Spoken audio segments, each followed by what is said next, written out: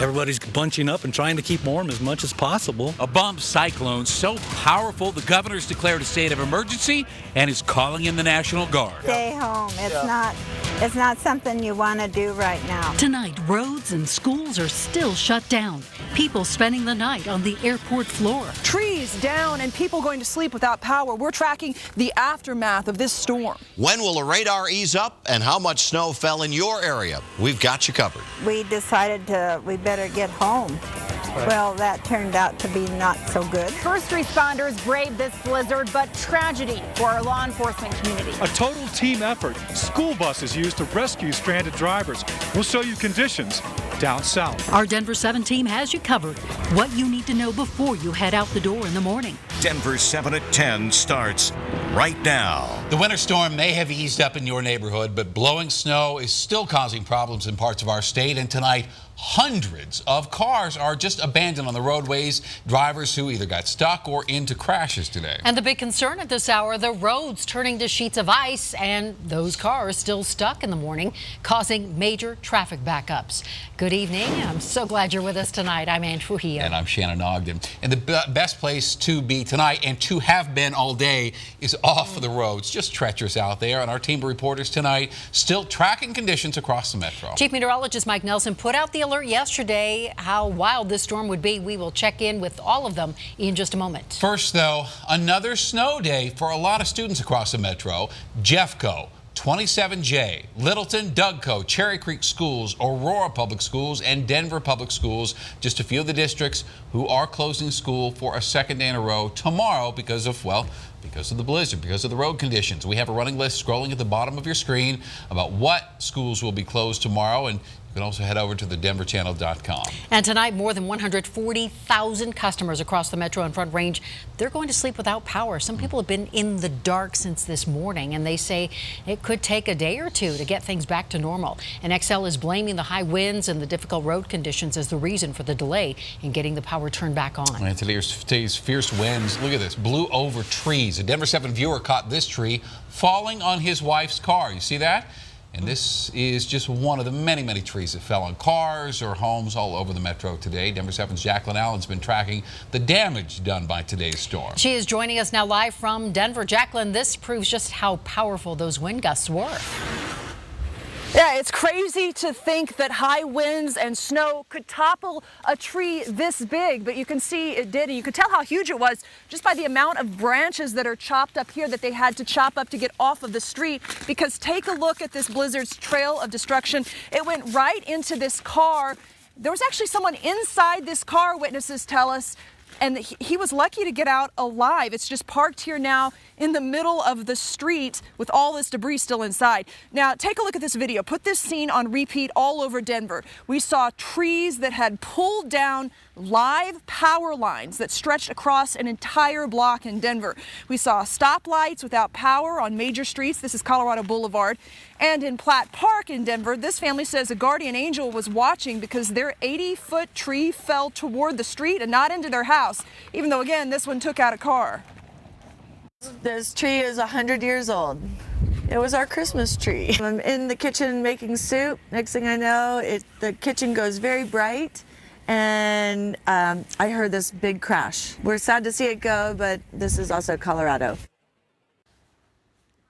This is Colorado, and Excel tells us it could take a day or more to clean up all of this mess as they start to bring in crews from other parts of this region. Reporting live in Denver, Jacqueline Allen, Denver 7. Wow, that was one big tree. Thank you, Jacqueline.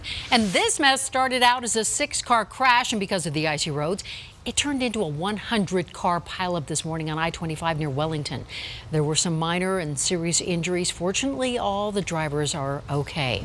And the roads were so treacherous today. This is video of a major multi-car pileup. This one on I-25 near the Palmer Divide, and tonight roads are still shut down. I-25 between Lone Tree and Colorado Springs, I-25 from Wellington to the Wyoming border, they will stay closed overnight, and we don't know what time those roads will reopen. I-70 from Air Park to the Kansas line will stay closed overnight, possibly into Friday because of high winds. I-76 northeast of Brighton all the way to the Nebraska line will also be closed overnight. And those are just a few of the roads shut down today that forced a lot of drivers to get stuck, and we're talking for hours. For hours. We continue our team coverage with Tom Mustin in Castle Rock. Tom, you spoke to some of those drivers. See, and I did. They had plenty to say, as you can imagine. We'll hear from them in just a minute. But first, a little bit of good news. The snow has stopped here, but Mother Nature has left behind some pretty intimidating snow drifts, as you can see here. The wind is still blowing as well and still icy on the roads. Because of that, CDOT has shut down a 32-mile stretch of road all the way from Academy Boulevard in the Springs to Ridgegate Parkway here because of these icy conditions. They tell me it will remain closed overnight and possibly as long as midday. Because of that, there are a lot of stranded drivers here, including a woman who worked at the Subway shop just a few hundred yards away from the place you're looking at right now. She tells us she doesn't trust herself getting home to Aurora, so tonight she's actually sleeping in the subway in the booth. I'm not looking forward to it, but it wouldn't be the worst night I've ever spent, so I'm all right with it. Okay. I'd rather be safe than sorry. So Dawn is better safe than sorry. I just went to check on her a minute ago. She is sound asleep in the booth with her feet on a chair, so we certainly wish her all the best.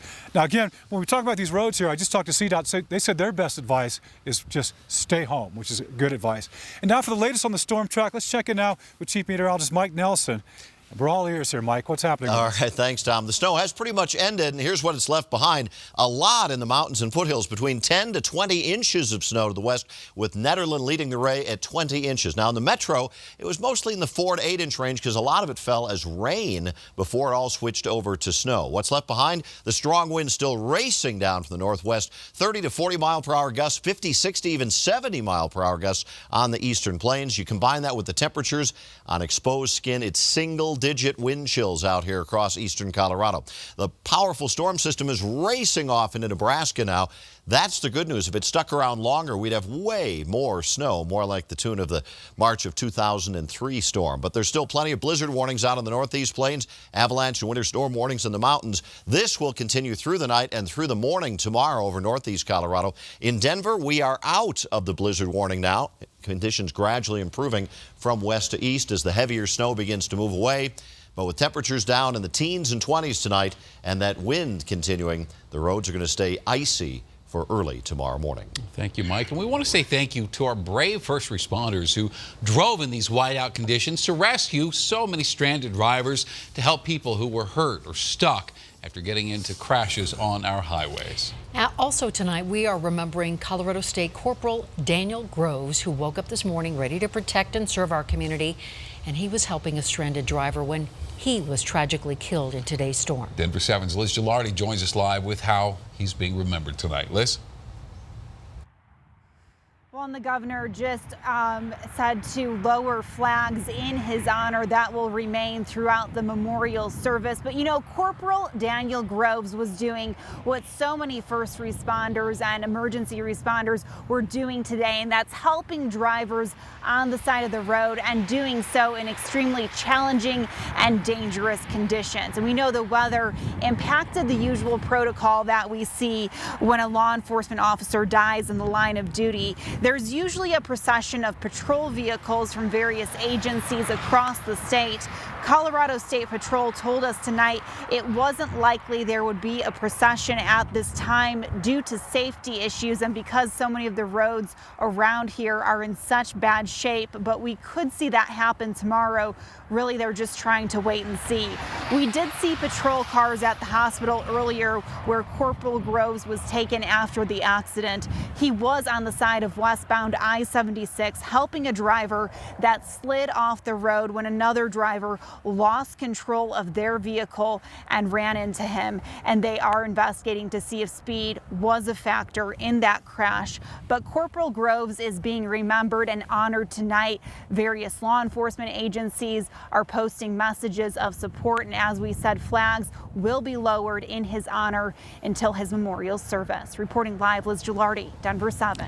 You know, and even though our law enforcement are out on the roads to keep you safe, sometimes they need help too. South Metro Fire had to be called to help this Parker police officer get her patrol car out of a snowbank. And for only the 4th time in DIA history, the airport closed all the runways today because of poor visibility. Yeah, more than 1,300 flights were canceled, dozens more delayed.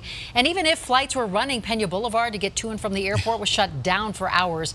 Thankfully, it is back open tonight. And take a look at the long lines at customer service at DIA today. The airport is tonight handing out blankets to those who will have to sleep in the airport. Denver 7's Jackie Cray has been at the airport all day. And Jackie, people may be sleeping on the terminal floors. The runways may have shut down, but the doors stayed open for people now stuck here hoping to catch that next flight home or to that delayed vacation.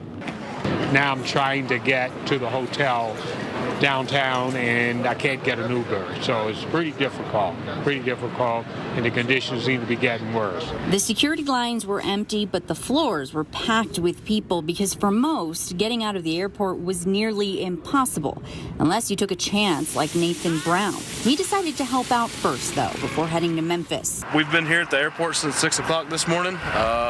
Sat on the airplane for about 2 hours. Went through 2 de-icings, and then finally we're able to hitch a ride to the rental car place, the only one left that would rent us a car, and we've been helping people back to the airport since. Stephen Misty Ganboy's flight to the Philippines was canceled. It would be her first time seeing the family since she became a legal resident of the U.S. I'm a very positive person, and I was thinking, maybe later they're going. I'm more volatile. I was less calm. But, yeah. What are you going to do?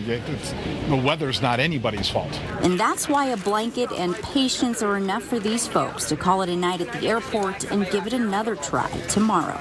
At DIA, Jackie Cray, Denver 7.